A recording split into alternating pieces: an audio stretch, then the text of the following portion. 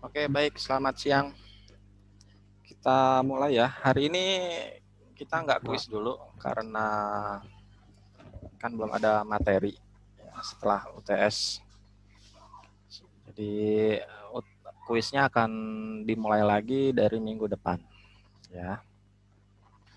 Nah, di hari ini kita akan bicara tentang MPPC namanya, Multi-Part Product Chart.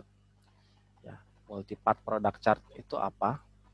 Sebetulnya kita sudah kerjakan itu di ujian. Ya, saya coba tampilkan dulu. Terus mana ya? Multi.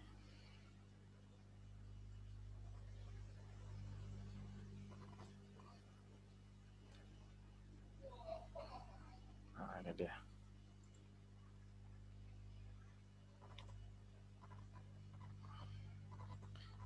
Ya, ini sebetulnya namanya MPPC, Multi Part Product Chart.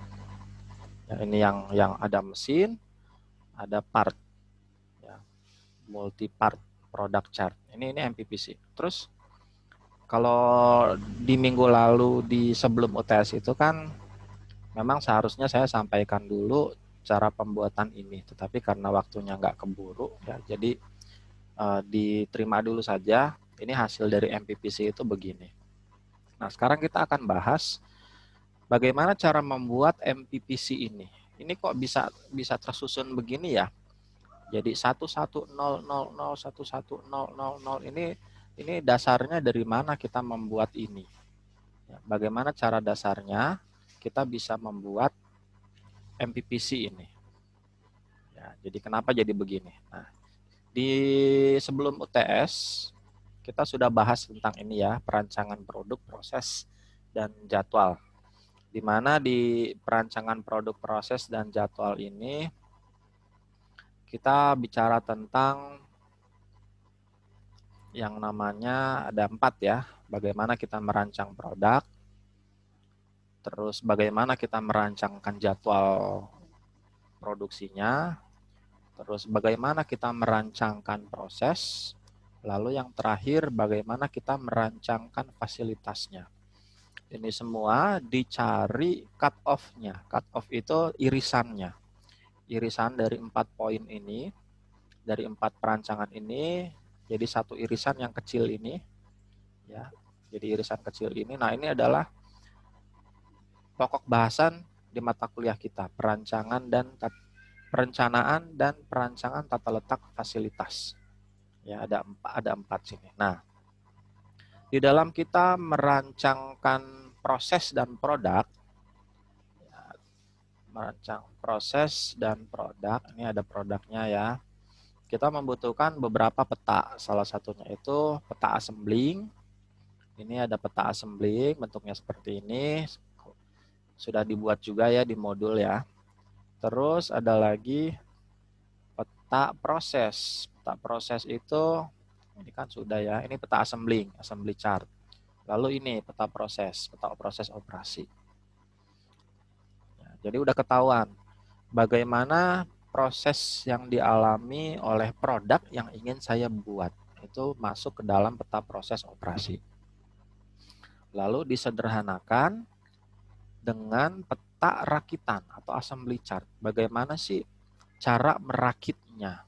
Ya, walaupun sebetulnya di peta proses operasi itu sudah cukup berisi lengkap ya. Tapi memang disederhanakan di peta assembly supaya kita bisa lihat nih bagaimana sih proses perakitannya, gitu aja. Hanya dilihat dari proses perakitannya. Nah, dari peta assembly, peta rakitan dengan peta proses operasi, kita akan membuat satu peta lagi yang namanya MPPC, Multi Product Process Chart. MPPC itu yang tadi yang begini, 01100010 gitu ya. Nih, kita akan buat Multi Product Process Chart. Nah, tapi sebelum kita bisa membuat MPPC ini, kita harus buat dulu yang namanya routing sheet. Mana routing sheet?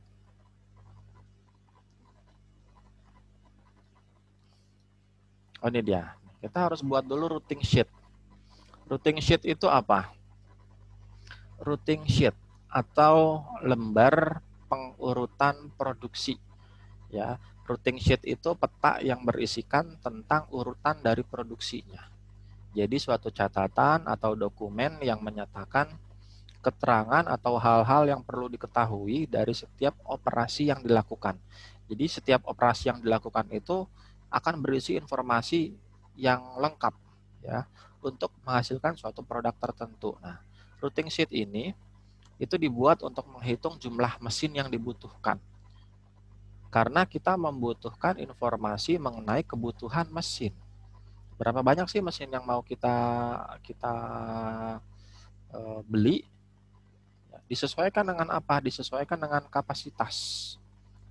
Terus ada lagi disesuaikan dengan tingkat bahan yang terbuang. Misalnya ada probabilitas kegagalan. Ya, kita juga harus pertimbangkan di awal bagaimana sih probabilitas kegagalan dari mesin yang akan kita beli. Misalnya kegagalannya 1%. Artinya apa? Kita harus siapkan kapasitas itu lebih besar 1%. Maksudnya begitu. Nanti kita akan bahas lebih dalam. Ya. Ada kapasitas mesin. Ini kapasitas mesin dibagi dua menjadi kapasitas mesin teoritis, itu berdasarkan hitungan. Lalu kapasitas mesin aktual, artinya yang terjadi secara langsung kenyataannya. Ya. Routing sheet itu seperti apa? Nah, ini dia. Ini bentuk routing sheet. Ya, ini routing sheet. Berisi tentang item. Ya, ini kebetulan ini saya buat dengan jumlah item yang lumayan, ada sekitar 15 item, tapi operasinya itu sampai 54 operasi. Dengan proses inspeksi itu 12. Ya, tapi stop dulu. Kita lari dulu ke awalnya. Ya, untuk membuat routing sheet harus berangkatnya dari OPC, PPO. Sama aja ya. Dilihatnya dari OPC-nya. Nah, ini OPC-nya. Ya, ini OPC-nya. Kita harus berangkatnya dari OPC dulu. Kelihatan nggak ya?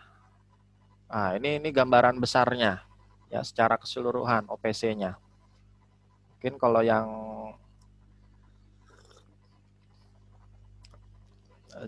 sekarang dibuat itu kan relatif lebih sederhana ya. Kalau waktu zaman saya kuliah itu ini minimal standarnya. Minimal standar yang harus dibuat itu kurang lebih OPC-nya harus begini bentuknya. Lebih dari 50 proses, mesinnya juga harus banyak, skala investasinya harus sampai miliar. Jadi memang agak relatif lebih besar nih. Tapi nggak apa-apa, yang penting paham dulu ya maksudnya. Disederhanakan it's okay, tapi mengerti tentang maksudnya. Gimana nih? Nah, ini OPC-nya. Kan kalau kita lihat ya, di OPC ini ada beberapa informasi krusial. Informasi krusial pertama itu adalah yang pasti kan jumlah operasinya, jumlah prosesnya. Ada O1 berarti itu operasi ke-1, O2 berarti operasi kedua. Ada I1 berarti inspeksi ke-1, I2, I3 itu berarti inspeksi. Ya, ini kan inspeksi, inspeksi. Totalnya ada berapa inspeksi? Nanti kan bisa dilihat. Nah, ini ada operasi. Ya. Itu informasi krusial yang pertama. Jumlah operasinya, lalu kategorinya apa? Operasikah? Inspeksikah? Terus informasi yang kedua, ini prosesnya. Prosesnya apa? Ini proses. Ada cutting, pemotongan, ada bending, menekuk, ya, ada piercing, melubangi, ada blanking, itu di press, ya, ada banyak. Ini kan ada prosesnya apa. Terus ini informasi yang kedua. Ya, ini pertama, kedua. Terus informasi yang ketiga. Informasi yang ketiga itu nama mesinnya apa. Ada ini contohnya mesin sharing. Nanti ada lagi kalau mesinnya misalnya gergaji, sawing. Pakai mesin drill berarti drilling. Kalau pakai bubut, mesin lathe, milling. Ya, banyak. Chamfering, jadi banyak mesinnya. Ini informasi yang ketiga, mesinnya. Nah, informasi yang terakhir ini, waktunya. Jadi ini harus ada semua, 4 operasi ini. Ya, dari operasi yang pertama sampai operasi yang terakhir. Nih, sampai ke operasi yang terakhir itu harus ada. Ada informasi tentang proses, informasi tentang mesin yang digunakan, informasi tentang berapa waktu prosesnya. Ya, cara bacanya gini. Pada operasi pertama dilakukan proses apa, di mesin apa, dengan waktu berapa. Itu cara bacanya. Ya, kalau contoh yang ini, di operasi 1 dilakukan proses pemotongan dengan mesin sharing A. Ya, dengan waktu proses 28 menit. Itu cara bacanya ya. Nah, ini udah ada semua nih ceritanya. Dari proses operasi pertama sampai proses ke operasi yang ke-54, operasi dan inspeksi. Operasi dan inspeksi. Nah, dari sini, sorry. Dari sini, ya kok di close ya? Oh enggak. Tadi ya, dari mana sih? Routing sheet.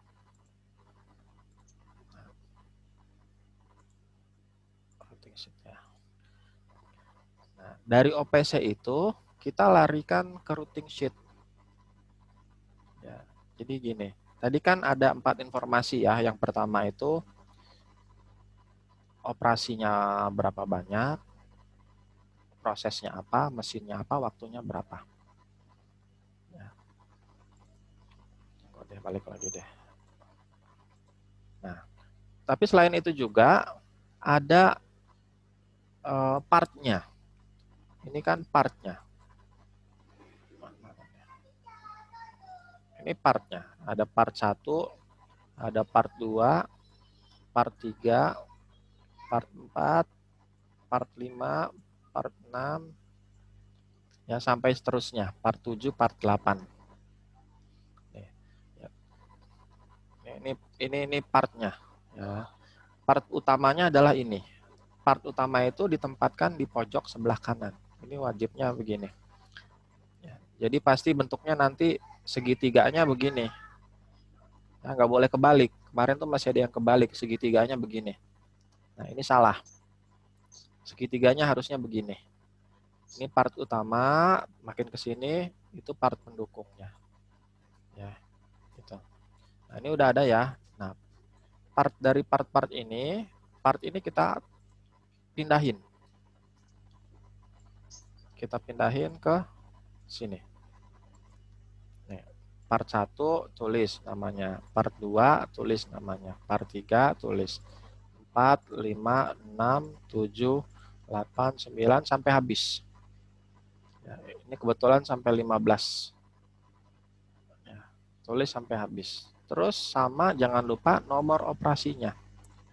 Kalau ini contohnya part bar step itu ada operasi O1, O4 sampai I1. Kita lihat, betul nggak? O1, O2, O3, O4 sama I1. Berarti ada 1, 2, 3, 4, ada 5 proses. 4 proses operasi, 1 proses inspeksi. Ya, dengan waktu-waktunya juga ditulis semua. Kita pindahkan ke sini semua. O1, O2, O3, O4, I1, lalu nama operasinya apa, ya, bending ini, terus di mesinnya apa, dengan waktu prosesnya berapa besar. Nah, ini informasi ini dapatnya dari OPC semua. Ya, ini dari OPC. Lanjut lagi, part 2. Bracket side stand. Lihat lagi. Betul nggak? Tunggu, mana nih? Bracket side stand itu O5, O7 sama I2. O5, O7, O5, O6, O7, I2.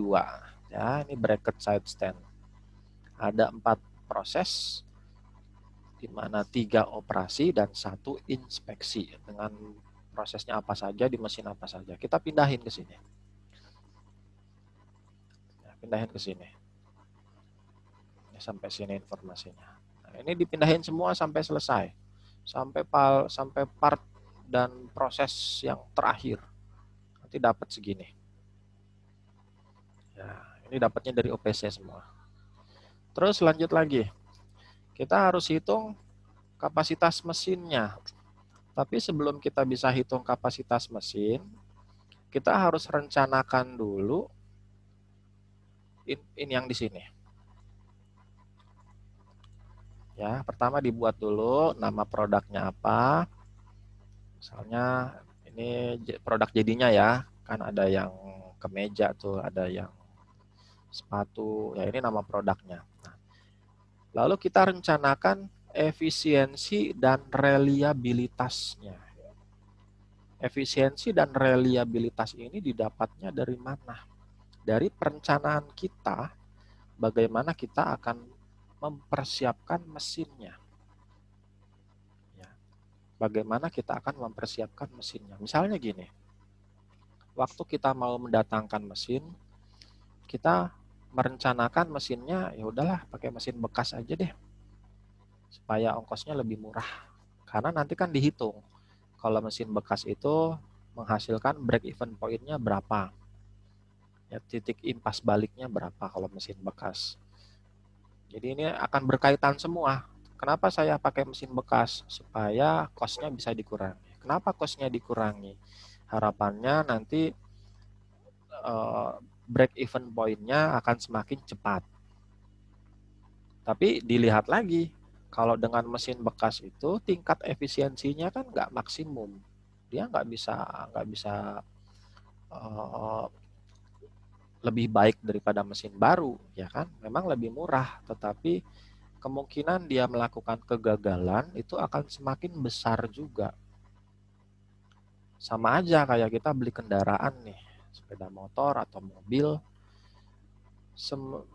semakin tua kendaraan tersebut, potensi kegagalan dari kendaraan tersebut akan semakin tinggi, akan semakin besar. Vespa semakin tua itu akan semakin besar potensi mogoknya. Pasti itu. Bukan Vespa Matic ya. Bukan Vespa Matic. Kalau anak-anak Vespa yang 2 tak itu nggak mau tuh dianggap Vespa Matic tuh bukan bagian dari Vespa katanya. Yang namanya Vespa harus bunyinya teng teng teng katanya. Ya, itu kan jadi pertimbangan kita. Kalau beli mesin bekas dia nggak bisa maksimum ya, efisiensinya. Walaupun memang tidak pernah ada mesin itu yang efisiensinya 100%. It's true, itu benar banget. Nggak pernah ada mesin. Ya, bahkan percaya atau tidak, kendaraan yang kita naikin itu sepeda motor atau mobil itu tingkat efisiensinya paling tinggi 70%. Pesawat lebih parah lagi, itu sampai 50% efisiensinya. Ya, memang kenyataannya begitu. Kenapa cuma segitu sih? Ini intermezzo aja. Karena ternyata lebih banyak energi yang terbuang dan tidak dimanfaatkan. Ya, kalau sepeda motor atau mobil atau pesawat, sesungguhnya yang dimanfaatkan untuk tenaga gerak itu hanya 70%-nya. Kalau mobil dan motor ya hanya 70%-nya. 30%-nya itu terbuang ke dalam friksi, gesekan. Terus yang paling besar itu panas, temperaturnya. Mesin panas, tapi mesinnya dibuang, tidak dimanfaatkan. Ya, itu 30%-nya ada di situ. Padahal kalau misalnya panas dari mesin ini bisa kita manfaatkan, itu sangat jauh lebih baik. Ya, makanya sebetulnya sumber energi yang paling efisien ya saat ini itu adalah nuklir. Itu sumber energi yang paling efisien. Dia bisa memanfaatkan sampai 90%.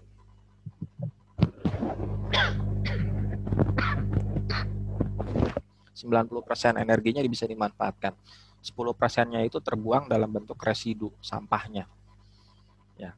Tapi memang konsekuensinya kalau kita gunakan nuklir, pemecahan atom itu kan resikonya tinggi. Kita nggak bisa asal aplikasi, sementara budaya kita itu belum budaya yang disiplin. Ya, rasanya saya pernah cerita deh, alasan kenapa sih di Indonesia tidak dibangun suatu pembangkit listrik tenaga nuklir, padahal kebutuhan listrik kita itu udah masuk 5 besar dunia loh. Kebutuhan listrik kita ya masuk 5 besar dunia. Kita masih mengandalkan pembangkit listrik bertenaga pembakaran uap, pembakaran minyak, pembakaran batu bara. Tenaga surya ada, tapi hanya sekian persen. Masih 1 digit. Ya, masih 1 digit. Mayoritas itu pembakaran minyak, batu bara. Angin belum maksimal, masih 1 digit juga. Ya. Memang paling efisien itu sebetulnya nuklir. Cuma kendalanya adalah, ini menurut hasil riset dari Batan, ya sudah ada risetnya. Waktu itu ditugaskan, kalau saya nggak salah itu waktu eranya setelah Soeharto atau siapa gitu. Dibuat riset, bisa nggak kita mengaplikasikan pembangkit listrik tenaga nuklir. Hasil risetnya agak miris sebetulnya. Secara teknologi, kita sangat mampu secara teknologi ya, karena sudah banyak perguruan tinggi itu yang punya program nuklir. Sudah banyak itu. Teknik mesinnya juga sudah ada yang bikin pembangkit listrik tenaga nuklir skala eksperimen itu sudah ada. Secara teknologi kita sangat mampu sekali. Kita bisa buat. Ya, kalau cost itu bisa diusahakan dengan investor. Tetapi masalahnya adalah pengelolaan dan pengorganisasiannya kita sangat bermasalah sekali. Karena gini, hasil dari risetnya bilang kita bisa operasikan itu pembangkit listrik tenaga nuklir, tapi dengan syarat, ya, pekerja yang akan bekerja di pembangkit listrik tenaga nuklir itu harus direkrut dari anak sekolah kelas 3 SD. Jadi dari anak sekolah 3 SD ini sudah direkrut. Ini kamu bakalan jadi SDM di pembangkit listrik tenaga nuklir ini. Ya, dari anak kelas 3 SD disekolahin, dibentuk karakternya, disiplinnya, budayanya, ya, terus pokoknya dibentuk sedemikian rupa lah supaya dia punya karakter disiplin itu yang memang sudah melekat. Ya, bayangkan saja tuh, merekrut tenaga kerja dimulai dari kelas 3 SD itu berapa ongkosnya. Kita harus sekolahin dari SD, SMP, SMA, kuliah. Kita harus kasih dia lingkungan yang baik, kita harus kasih dia makan, ya, supaya dibentuk jadi sesuai dengan kualifikasi SDM PLTN. Gitu.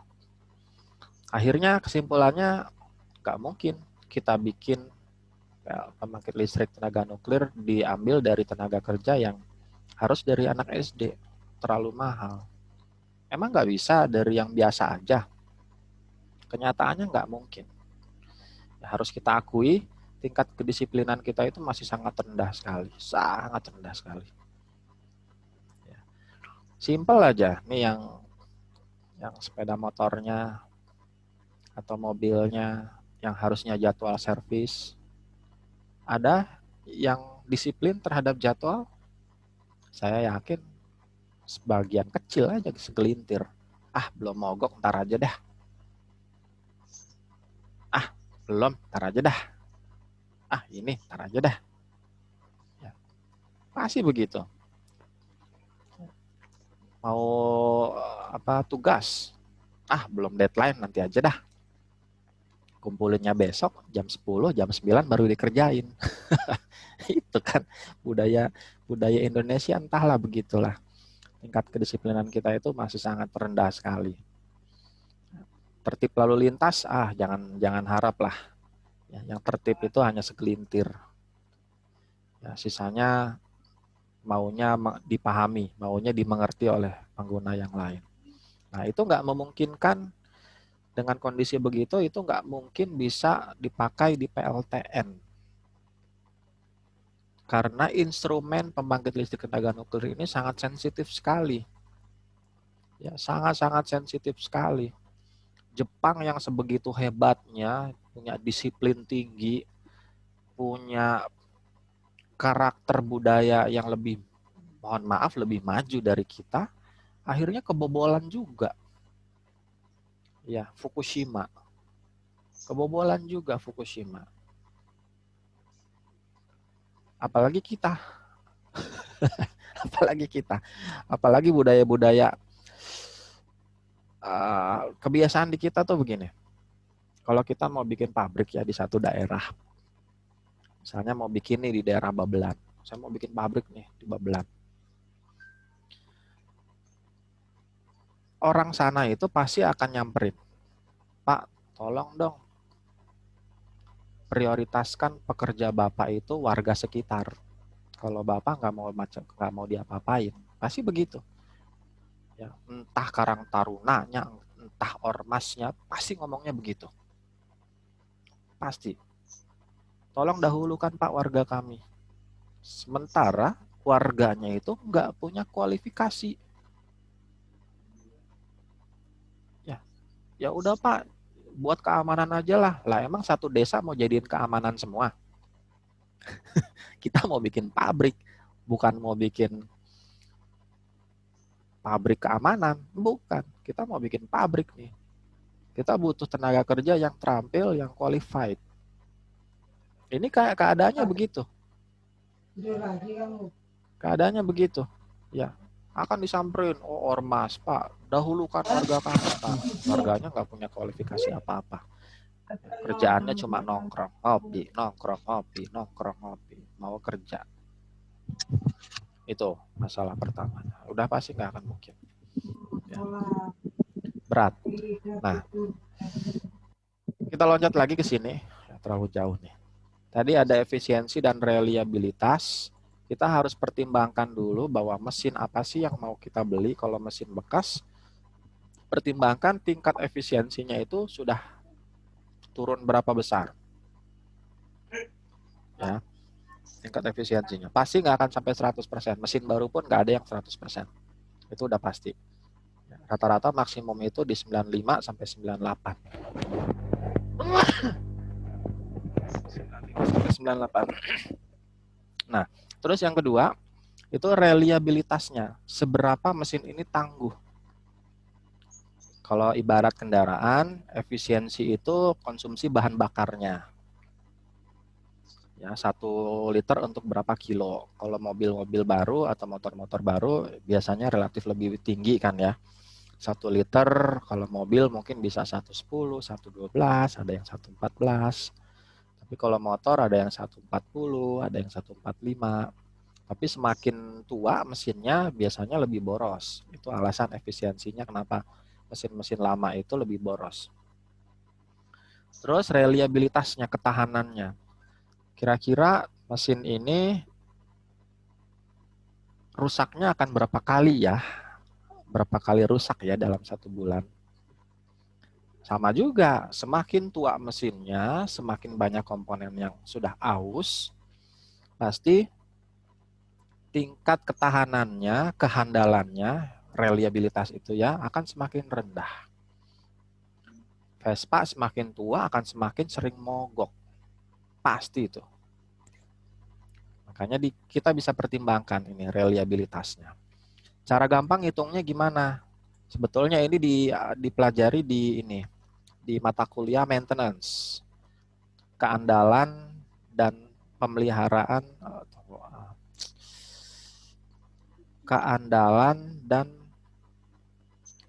pemeliharaan ya. Keandalan dan pemeliharaan mesin atau maintenance. Itu dipelajari di situ bagaimana kita menentukan tingkat reliability sebuah mesin. Ya, nanti kalau tertarik dengan mata kuliahnya bisa ngambil itu maintenance. Ini berhubungan dengan maintenance-nya. Gampangnya sih sebetulnya kalau mau diambil simpelnya aja, contohnya dalam 1 bulan kapasitas kerjanya itu berapa, terus berapa kali dia mati. Contohnya misalnya 100 jam nih. 1 bulan itu dia bekerja selama 100 jam, tiap 100 jam dia pasti mati selama 1 jam. Berarti reliabilitasnya itu berapa? 1 jam pasti mati, berarti 99 jam dia aman, berarti 99%. Itu gampangnya sih, walaupun nggak sepenuhnya betul, tapi ya pendekatannya bisa lah seperti itu. Ya, kalau mau lebih jelasnya ada di mata kuliah maintenance. Itu dapat reliabilitasnya. Ya. Nah, terus lanjut lagi informasi ini. Dalam 1 hari itu jam kerja efektifnya berapa jam? Misalnya 8 jam per hari. Ya, 8 jam per hari. Kalau kita sudah bisa tahu 8 jam per hari, kita bisa hitung jumlah produksinya. Jumlah produksi itu kan didapat dari demand ya. Ambil aja dari data demand-nya. Dalam 1 hari itu berapa unit atau berapa dalam 1 bulan itu berapa unit. Boleh diambil dari demand peramalan. Nah, ini untuk jumlah produksinya. Nah, kalau ini udah lengkap ya. Ini kan udah lengkap semua. Kita bisa hitung kapasitas mesin. Kapasitas mesin itu didapat dari mana? Efisiensi mesin ya dikali jam kerja. Karena kita mau hitung dalam ini karena kebetulan detik ya. Berarti kan satu jam itu 3.600 detik. Kita rubah ke dalam detik karena ini masih jam nih. Makanya dikalikan 3.600. Ya, 8 kali 3.600 itu jadi detik satuannya, karena ini detik. Ya, dikalikan ini, reliabilitasnya. Jadi, kapasitas mesin itu didapatkan dari tingkat efisiensi, ya, dikalikan jam kerjanya, dikalikan detiknya, karena ini detik, kalau ini menit, ya kalikannya bukan 3.600, 360. Ya. Terus dikalikan reliabilitasnya, 87%, 0,87. Ya. Terus dibagi dengan waktu proses untuk operasi yang pertama ini. Karena kita mau hitung kapasitas mesin di setiap prosesnya. Proses 1,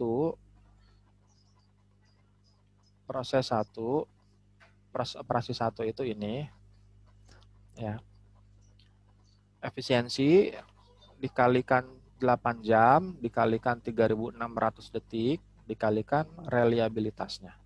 Dibagi dengan waktu proses di operasi yang pertama. Ya, ini satuannya jadinya apa? Ini unit.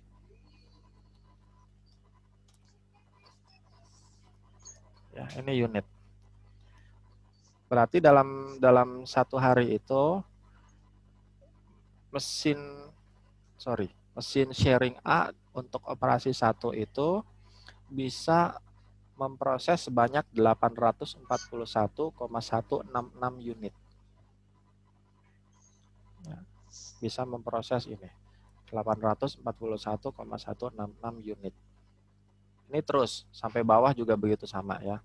0,94% dikali 8 dikali 3.600 detik dikali 0,87, ini ya 87%, dibagi dengan ini 18 detik.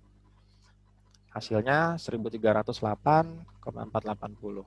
Berarti mesin cutting bisa memproses sebanyak 1308,480 unit untuk operasi yang kedua. Terus saja ini sampai selesai. Selesai sampai habis. Oke.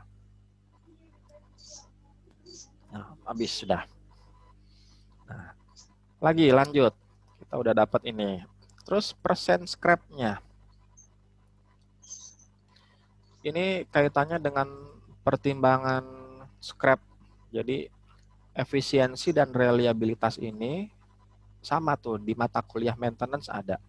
Kesimpulan dari efisiensi dan reliabilitas ini adalah persentase kegagalan mesin untuk menghasilkan produk baik. Tingkat defect-nya. Ya, semakin rendah efisiensi mesin dan semakin rendah reliabilitas mesin, biasanya tingkat defect-nya akan semakin tinggi. Itu silakan dipelajari nanti di mata kuliah maintenance. Ya, nanti dapat persentasenya berapa. Atau kalau mau pakai pendekatan, boleh pakai pendekatan aja. Ya, pakai pendekatan aja. Saya sudah pertimbangkan nih tingkat scrap-nya berapa persen. Ada yang 1%, atau mau 0% semua, boleh aja, tetapi memang rasanya sih nggak mungkin ya. Nggak mungkin. Kebanyakan tuh pabrik-pabrik di Indonesia tingkat rate defect-nya tuh masih di 3%. Ya, itu paling bagus itu. Angka keberhasilannya masih di 97%. Itu rata-rata. Jadi rasanya sih nggak mungkin kalau 0%. Tapi kalau untuk belajar sih silakan. Ya. Dapat nih ya scrap-nya. Dapat scrap-nya. Terus tunggu mana ya?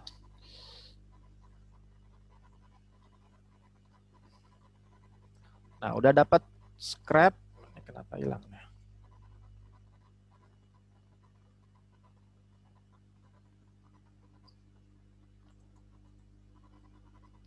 Hide aja. Kita mau hitung kebutuhan jumlah bahan bakunya. Ya, kalau ini kan udah ketahuan, ini ada kapasitas mesin mampu memproses berapa unit. Ini yang kita butuhkan segini. Terus jumlah bahan baku untuk storage, maksudnya itu jumlah bahan baku ya, itu berapa banyak. Jumlah bahan baku ini dilihat dari apa? Dilihat dari sebentar. Ini jumlah produksi dari demand ditambahkan scrap-nya. Ini sebetulnya nggak 0%, tapi ya. Jumlah bahan baku ini, jumlah produksi ini ditambahkan dengan tingkat scrap-nya. Misalnya kalau scrap-nya 1%, berarti jumlah produksi itu harus ini ditambahkan 1%. Ya, ini keliru sedikit nih. Ya, jadi ini ditambahkan dengan scrap-nya. Dapat di sini.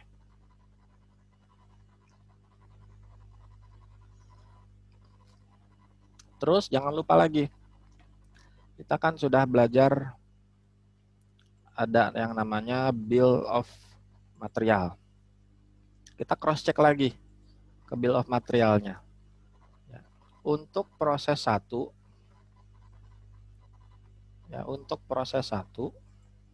itu membutuhkan berapa banyak material. Kalau misalnya ada yang butuhnya 2, di sini ternyata butuhnya 2 nih. Berarti di routing sheet-nya kita harus kalikan 2. Karena di bill of materialnya butuhnya 2. Kita kalikan 2 di sini.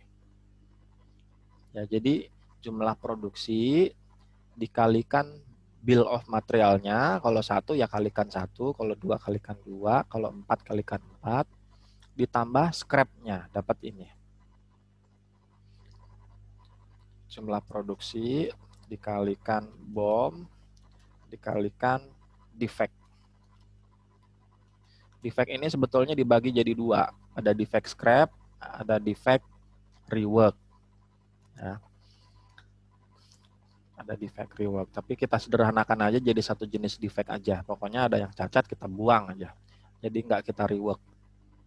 Karena kalau di rework nanti modelnya beda lagi. Ya, jadi ini dapat apa nih? Jumlah produksi dikalikan BOM, ya dikalikan defectnya berapa. Dapat hasilnya. Dapat hasilnya sekian. Ini harusnya sih nggak perlu nih. Ini kita hide aja. Jumlah bahan baku total. Dapat ya. Ini udah masuk ke sini. Ini sampai bawah terus dihitung. Terus kita hitung lagi. Terakhir itu jumlah mesinnya. Jumlah mesin itu didapat dari ini. Dari jumlah bahan baku total, ya, dibagi dengan ini. Itu gampangnya. Ini dibagi dengan ini. Jumlah bahan baku total dibagi dengan kapasitas mesin. Dapatlah jumlah mesin. Ini hanya dipanjangin aja, tapi sama hasilnya. Ya, dapat jumlah mesinnya sekian, 1,1,1,0,0, terus dihitung sampai akhir. Ya, dihitung sampai akhir nih. Dapat sini. Nah, udah lengkap deh. Jadi udah routing sheet-nya. Dari routing sheet ini, ini kan sudah jadi ya sampai bawah. Kita bikin satu peta baru, kesimpulan dari routing sheet itu yang namanya MPPC. Jadi dari tabel ini, dari routing sheet ini kita bikin ke MPPC. Caranya gimana? Kita lihat dulu yang ini. Ini ada item. Ya, ada 15 item, 15 part. Ya, ada 15 part sama mesinnya. Tandain dulu. Namanya kan MPPC, Multi Process and Part Chart. Multi Process Product Chart. Jadi di situ ada itemnya, ada mesinnya. Di sini ada 15 item. Ada 15 item. Kita buat ini dulu. Nih, 15. Ini dia, 15 item. 1, 2, 3, terus saja sampai 15. Sampai 15. Pokoknya semuanya. Lanjut lagi. Mesinnya. Di sini ada berapa mesin? Ya, dilihat dulu ya. Ini harus dihitung. Ini ada beberapa mesin yang sebetulnya kan sama. Misalnya mesin sharing A, ini ada mesin sharing A, ini jadi satu mesin. Ada 1, ada 2, cutting. Cutting, ada yang sama lagi nggak? Jadi di sort, atau gampangnya gini deh, ini di copy. Yes.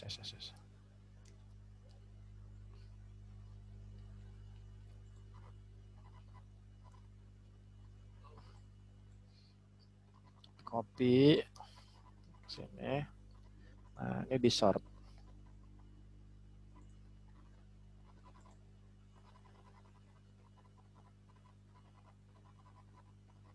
Belum ke sort.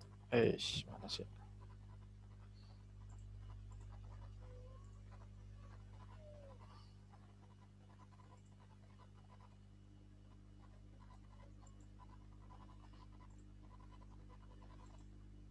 Nah, ini mesin 1, mesin 2, mesin 3, mesin 4, mesin 5, mesin 6, mesin 7, mesin 8, mesin 9, mesin 10, 11, 12. Sharing A udah ada belum ya? Oh kok sama nih? Nggak masuk nih. Ini udah ada di atas nih. Ya udah ada tuh. 12, 13, 14, ada 15 jenis mesin. Ya, ada 15 jenis mesin. Nah, 15 jenis mesin ini kita masukkan ke sini. 1, 2, 3, 4, 5, 6, 7, 8, 9, 10, 11, 12. Ya, 13, 14, 15, 16, 17, 18, 19. Oh, ada yang belum masuk nih. Ya. Shortnya nih, keliru nih. Ya, jadi dari situ aja. Nanti dimasukkan ke sini. Ini mesinnya. Ini mesinnya. Ini aja deh. Ini aja ya. Nih, ini udah ada gambarnya. Ini mesinnya. Lalu ini partnya. Terus gimana cara ngisi kotak-kotak ini? Lingkaran-lingkaran ini. Jadi pertama, ini udah ada mesin, ini udah ada part. Kita lihat. Mesin sharing A untuk part bracket side stand. Kita lihat di sini. Mesin A partnya bracket side stand. Pasti nomor 1. Oh, harusnya nomor 1 ini dulu nih. Kebalik ya. Nggak apa-apa lah. Nggak apa-apa.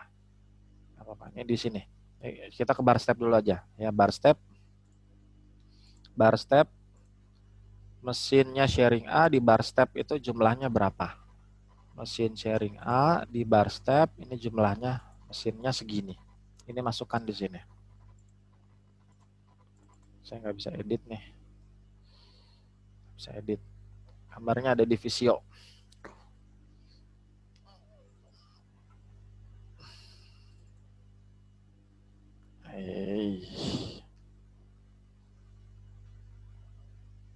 Ya, jadi gitu.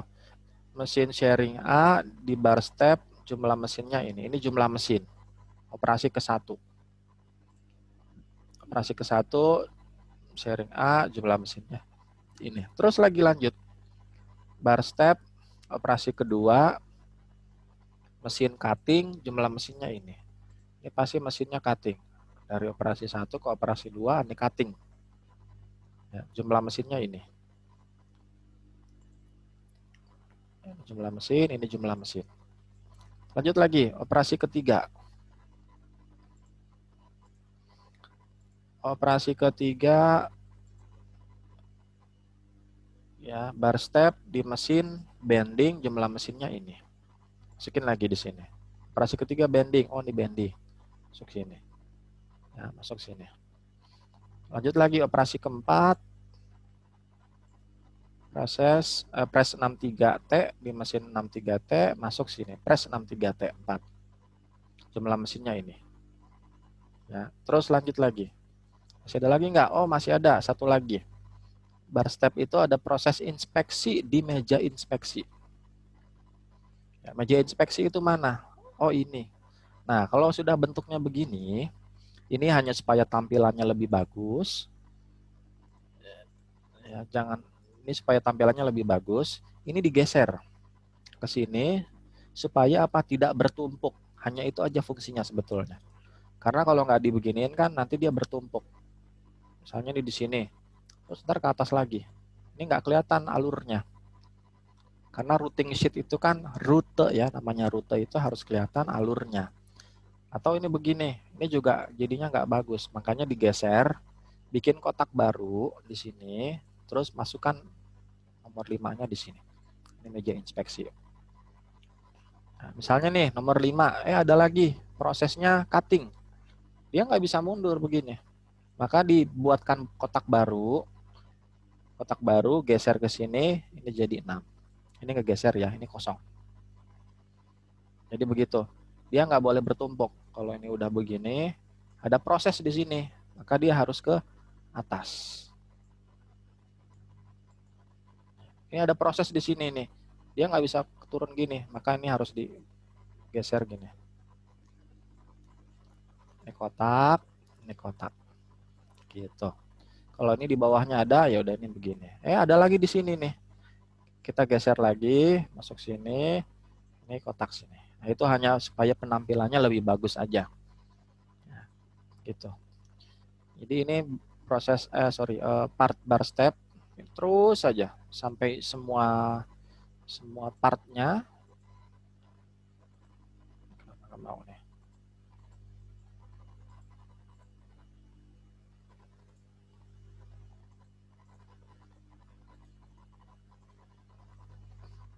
Excelnya error. Bentar ya, saya buka dulu nih Excelnya nih, kenapa nih?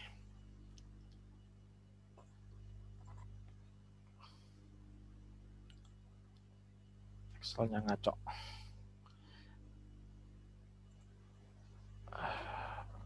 Oke.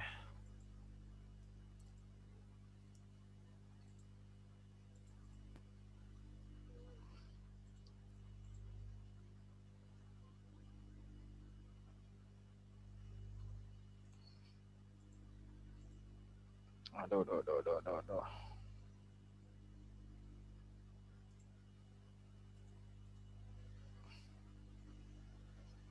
Microsoft Excel.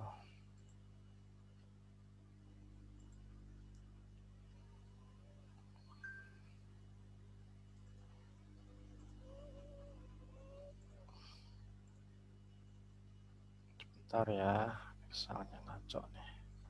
Oke lagi.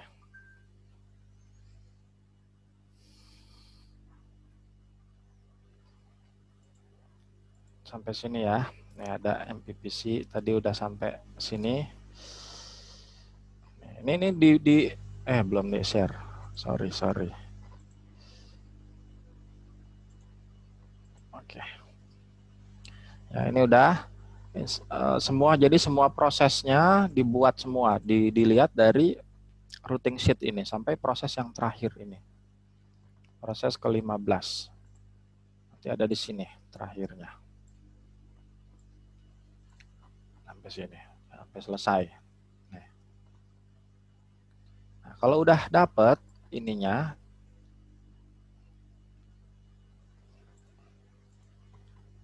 ini MPPC ini namanya.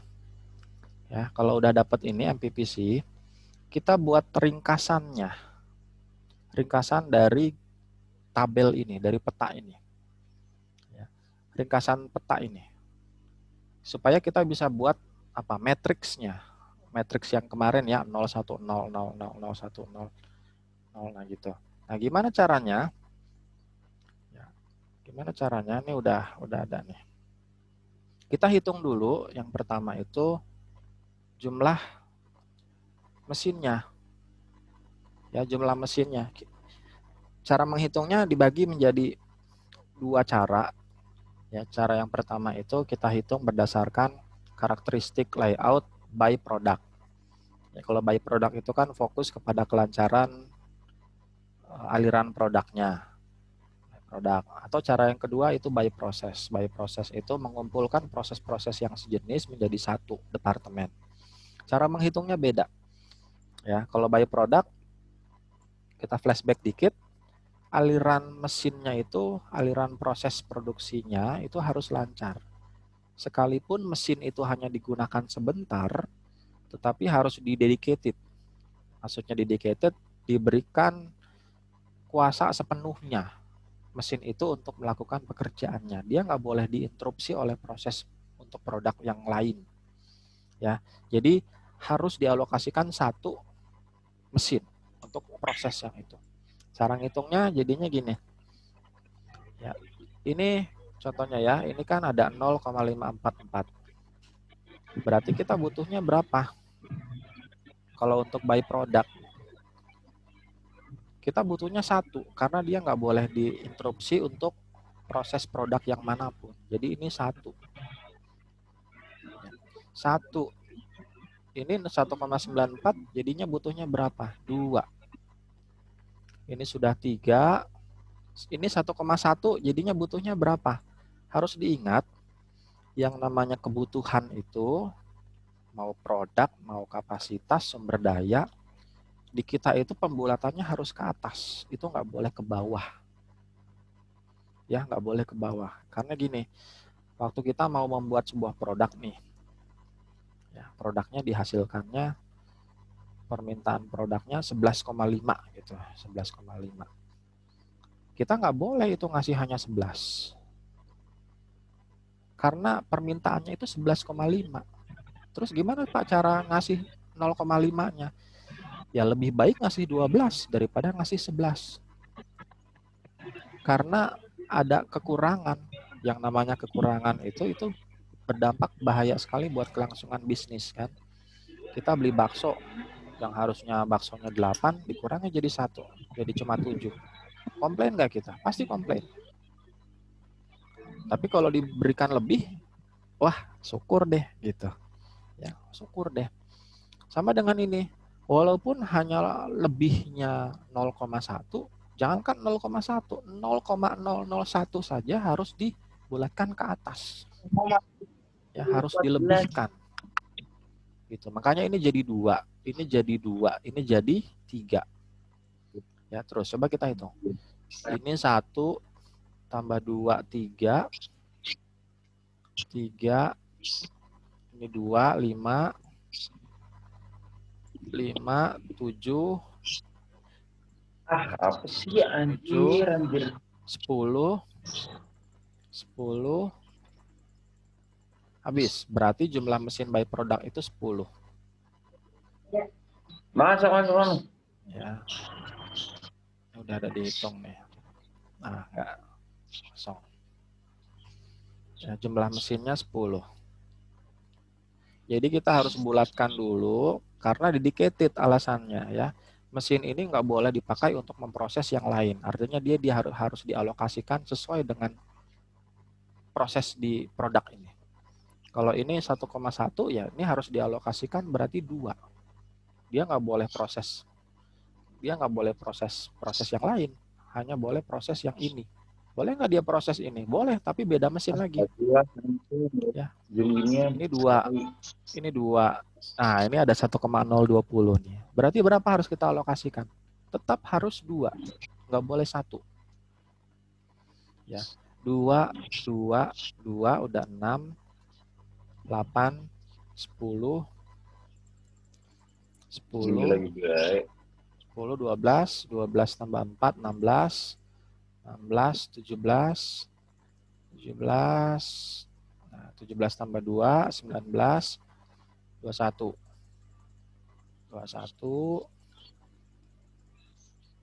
Nah, berarti jumlah mesin untuk tipe layout by product itu 21. 21. Bisa diketik. Terus aja dihitung sampai semuanya. Nanti dapat semua nih. Ya, ini semuanya dapat semua. Itu untuk jumlah mesin yang by product. Ya. Terus yang kedua, terus gimana kita mau hitung yang by proses? Ya, kita lihat lagi. Kalau untuk by proses gimana nih? Oke, kita lihat by proses. Apa sih karakteristik by proses? Kalau by proses itu kan mengumpulkan mesin-mesin yang sejenis ke dalam satu departemen, ke dalam satu bagian. Artinya apa? Artinya dia boleh memproses produk yang lain selama itu masih di dalam satu departemen. Misalnya gini, mesin sharing A, dia boleh proses bracket side stand dan bar step. Contohnya kan gini ya, kalau ini bracket side stand saya alokasikan 1. Dia masih punya kapasitas itu lebih 0,46. Nah, 0,46 ini bisa dipakai untuk memproses bar step. Gitu. 0,46 ini bisa dipakai untuk memproses ini bar step. Nah, masih ada sisa nih. Kalau saya ini taruh 2 misalnya. Oh, masih ada 0,1. 0,1 ini bisa saya pakai untuk memproses stopper. Ya. Sehingga cara kita menghitung mesinnya itu tinggal kita kumulatifkan tanpa dibulatkan. Jadi ini kumulatifin aja semua. 0,544 tambah 1,904 tambah 1,156 tambah ini ya, tambah itu semua. Terus nah di sini baru nanti dapat I lift hasilnya my berapa. voice out Ini biasanya lebih kecil angkanya and biasanya. you so when you boy you love me. Tarik, Mang.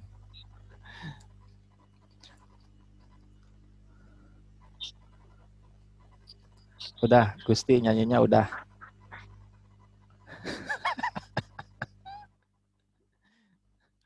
Ya. Oke, lanjut lagi. Dari sini udah ketahuan nih jumlah mesinnya ya untuk by product berapa sama jumlah mesinnya yang by proses berapa. Udah bisa ketahuan. Nah, dari situ ya, dari tabel ini kita lari ke MPPC ke matriksnya, matriks yang 0 1 0 0 1 0. Kita lari untuk bikin matriks ini. Nah, kita lari untuk bikin matriks ini. Caranya gimana bikin matriks ini? Dari yang tadi, dari mana tadi MPPC ini? Dari MPPC ini. Dari MPPC ini. Ini kan udah ada ya. Ini partnya, ini mesinnya. Kita bikin aja sini. Ini part, ini mesin. Ada berapa part? Misalnya ada 1, 2, 3, 4. Nanti ditulis nama partnya apa. Nah, segini aja dulu biar mudah. Mesinnya ada berapa? Misalnya ada 1, 2, 3, 4, 5,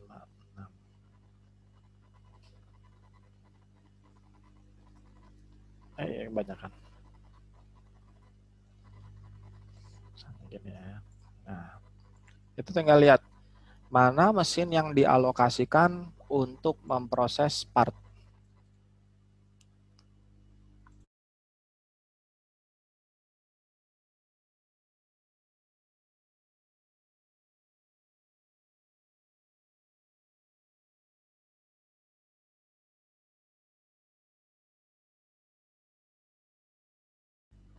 Ya. Mana mesin yang dialokasikan untuk memproses part. Mesin 1 di part 1. Oh, ada nih mesin 1 di part 1.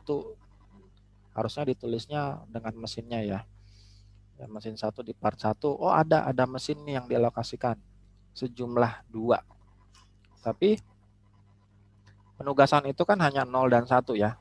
0 itu tidak ditugaskan, 1 itu ditugaskan. Ya, walaupun jumlahnya banyak tetapi yang mau diambil itu ditugaskan atau tidak, 0 atau 1. Kalau ada, ini ada nih, oh berarti 1. Kita bikin di sini 1. Hop. Ya, mesin 1 untuk proses kedua ada nggak? Oh, ada. Ya, ada. Kita tugaskan 1. Mesin 1 untuk proses ketiga ada nggak?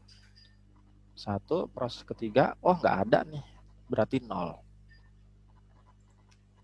Mesin 1 untuk part 4 ada nggak? 1, 2, 3, 4. Oh, nggak ada. Nggak ada, berarti 0. Terus, nanti mesin kedua di part 1 ada nggak? Mesin 2 part 1, oh ada, berarti 1. Mesin 3 di part 1 ada nggak? Mesin 3 di part 1, oh ada, berarti 1. Mesin 4 di part 1 ada nggak? Mesin 4. Oh ada, berarti 1. Misalnya 0, 0. Nah, nanti ini kan kebentuk. Jadi 1, misalnya ya 0, 1, 1, 0, 1, 1, 1. Namanya gitu. 0, 0, 1, 1. Anggap aja begini jadinya nanti.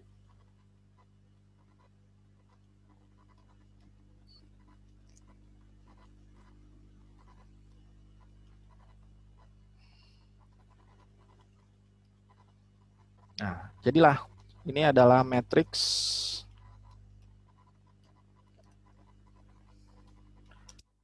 grup atau cell layout. Ya, matriks cell layoutnya jadinya begini. Persis dengan kemarin yang UTS kita kerjakan. Ini dia. Makanya dapat ini dari mana? Dapatnya dari perjalanan panjang tadi. Nggak ujuk-ujuk tiba-tiba muncul bleng gitu. Nggak. Tapi ada prosesnya. Ya, prosesnya dimulai dari situ. Ya. Pertama yang harus dilihat itu adalah OPC dan assembly chart-nya. Ya, mana OPC? Nih OPC-nya, dari OPC kita lari ke routing sheet. Ini, lari ke routing sheet ini.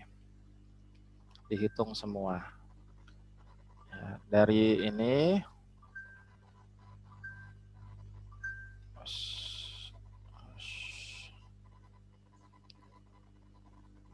dari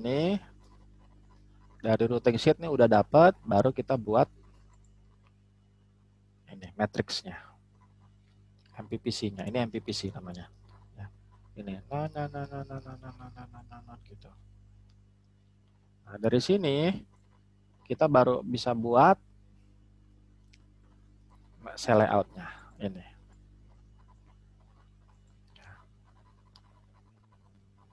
Itu proses panjangnya. Ya, nanti minggu depan setelah ini beres, kita akan hitung nih. Kira-kira dari 3 metode yang ada, ROC, DCA, CIA, mana yang menghasilkan